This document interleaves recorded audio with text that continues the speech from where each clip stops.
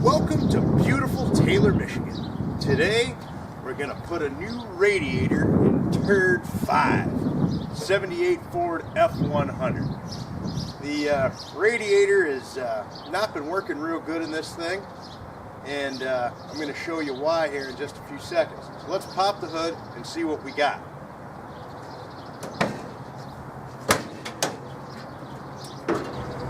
There's two problems with this radiator. One, it's leaking around the top of the tank, and that could easily be brazed, but this radiator's clogging up and it's not cooling the vehicle well at highway speeds.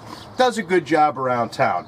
I flushed it last year and it was really disgusting, and it just doesn't seem to dissipate heat very well, so it's time for a replacement. Before we pop the radiator cap, you always want to make sure that everything's cool. Now this vehicle's been sitting all night, so it's nice and cool, but we would check the hose to make sure there was no pressure, and if the vehicle was warm, I would definitely want to have a rag over the radiator cap, so hot coolant doesn't spray out on me. But like I said, this thing's been sitting all night, so go ahead and take the cap off. This cap is only about 4 months old, so we're going to go ahead and reuse it. Now we need to drain the radiator. As you can see, there's plenty of room to put a bucket under the old Ford truck here. Lots of room under the hood with the straight six. So we're going to go ahead and release the petcock and drain the radiator. It's a little tough. A lot of times you got to get these with a pair of pliers. There we go. Just drain it into a bucket. Now, I'm not going to reuse this coolant, but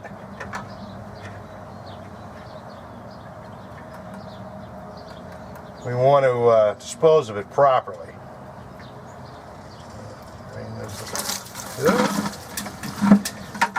We're likely to spill a little bit, like you'd expect. That's okay. We'll clean that up with the hose a little later.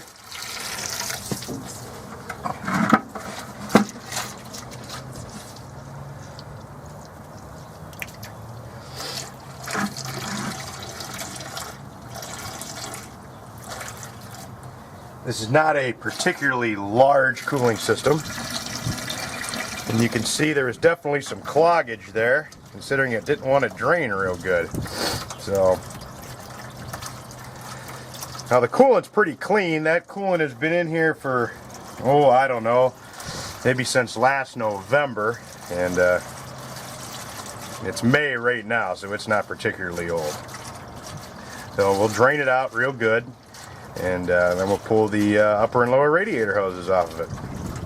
This is a pretty simple radiator. There is no air conditioning condenser or anything else in the way for that matter. So go ahead and remove the upper radiator hose. Get that hose all out of the way there. You want to check your hoses to make sure they're in halfway decent condition. If they're real soft or they've got a lot of cracks in them, you want to replace them. I actually replaced this hose about a year ago, so it's actually pretty decent. Alright, as you can see, I got to get under the vehicle because the hose clamp is right here. Great.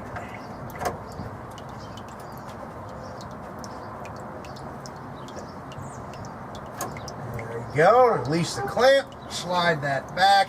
I also want to check to make sure my lower radiator hose is in halfway decent condition, and I replaced this hose, like I said, just like the top when I replaced this about a year ago, so it's actually in pretty good shape too.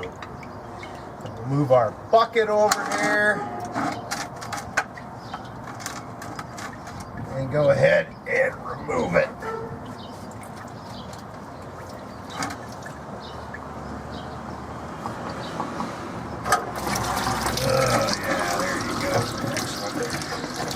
Before I remove the radiator, I want to pull the overflow hose off. Now, a lot of vehicles, this connects to a overflow tank. In the old 78 Ford, that's not the case. We'll pull that off the side of the radiator and set that aside so we can put it on our new radiator. There are 4 half-inch bolts that hold the radiator in. Take those out. They'll come out nice and easy. I had the radiator out about a year ago when I had to flush all the crud out of it. This radiator is not original to the truck. It's the original type. It's just not original. But, you know, when you're dealing with a vehicle this age, I mean, this replacement radiator could be, you know, 20 years old. It's hard to say. So, we'll go ahead and pull this thing out of here.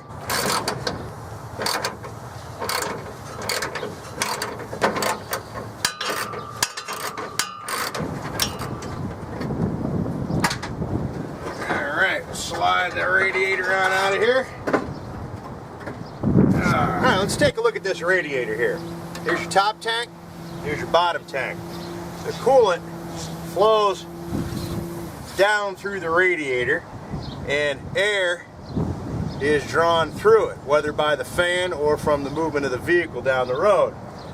These little fins here help dissipate the heat. If a radiator has a lot of these fins that are broken or damaged, it's not going to dissipate heat well. So that's no good. As you can see, they're in pretty good shape. Now, the other side that faces the engine, you can see where the hot water goes in out of the thermostat at the top and the cooler water comes out down at the bottom.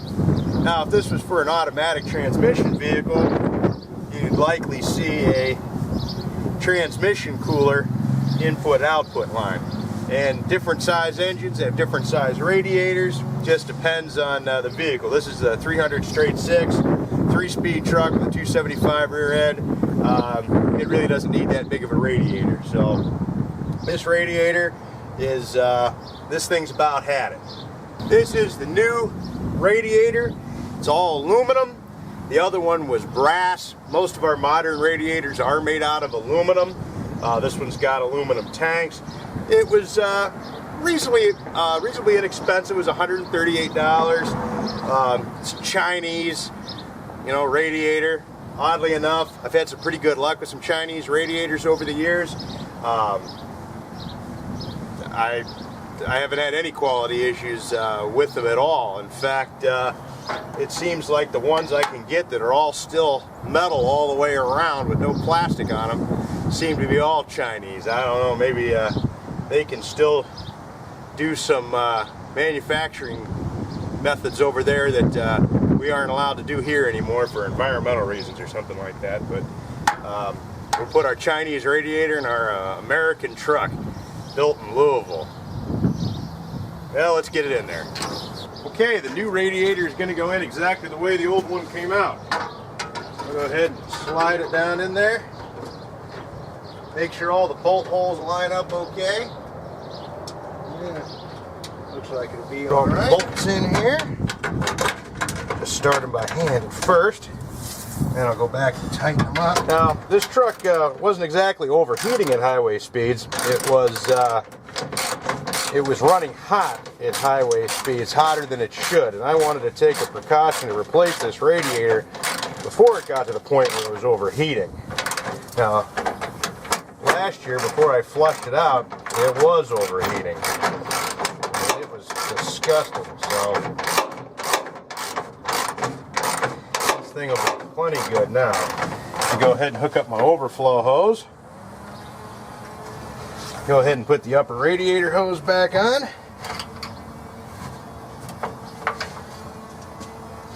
Use a screwdriver here to tighten up the clamp. Alright, get down here and put our lower hose back on.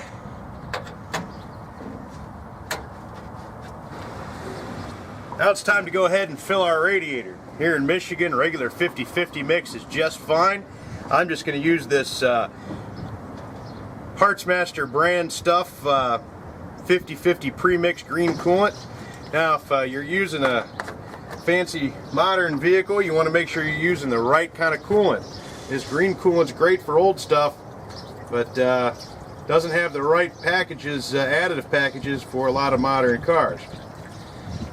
One of the reasons I like using 50-50 is you should always use distilled water in a radiator. That way you don't get any corrosion and stuff. Well, minimize the corrosion anyway. And this stuff's always made with good distilled water. So we're just going to go ahead and pour it in here. We're going to, as we top it off, it's going to drink up a lot of water. It's going to look like it gets filled at first, and then it's going to seep down as it takes up the air pockets in the radiator. And also keep in mind the engine's fairly well drained too, because we took the lower radiator hose off. So I'm going to go ahead and start the engine, and that'll gurgle any air out of the system. And we're going to take a look to top it off as the water level goes down, and we'll check for leaks as well.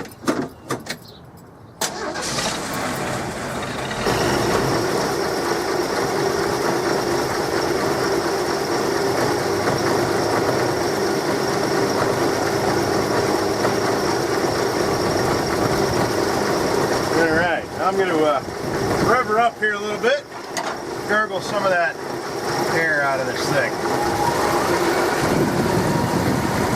Ah, listen to that 6-cylinder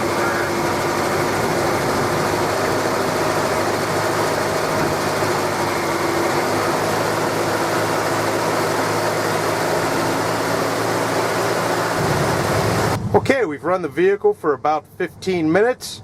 The thermostat opened, and we can see the temperature gauge is actually at the very bottom of the normal range, which is actually even a little cooler than it was running before it idle. While the engine was warming up, the gauge traveled all the way between the R and the M in the normal range. The thermostat opened, and the temperature dropped down to where you can see it now. I'm going to go ahead and put our cap back on the radiator. Like I said, this cap is not very old. It's only 4 or 5 months old. It's in good shape still. I want to make sure there's no crud on the cap. I want to make sure the seal is in good shape, which it is. That way the radiator can build pressure. When the system builds pressure, it increases the boiling point. So it's good to have a good cap on there. So we put that on there, lock it down, and now it's time for cleanup. We'll put our tools away and rinse the area down. Filled up our antifreeze bottles here with just straight up water out of the garden hose, and I'm going to rinse the engine off. It's a good idea to do that with just straight up water because it takes a while for any spilled antifreeze to boil off. And if by just pouring it on here, right, we can get any of it off, and the water will dissipate pretty quickly. And then when we run it again, we can spot for leaks pretty easily. Also, it'll dilute any of the water that we got on the, or antifreeze we got on the ground. And as a friend of mine's dad says, the solution to pollution is dilution. We need to properly dispose of our old antifreeze. Now this stuff is poisonous, and we just don't want to dump it any old place. So I'm going to put it back in these antifreeze bottles, take it to work, and dispose of it in our antifreeze recycling container, which is come and collected periodically by a environmental recycling company that handles that sort of thing. So we're just going to go ahead and pour this in here as best we can. And I took about 3 gallons overall, so we've got some. Ooh, it looks kind of funky, doesn't it? It's like a potion, like a witch or something to be working on. Cool. Now that the radiator's installed in this thing, I don't think we're going to have any more problems with running hot this coming summer. So now it's time to take her out for a little spin and see how she does. Y'all have a good day. Good luck on your projects.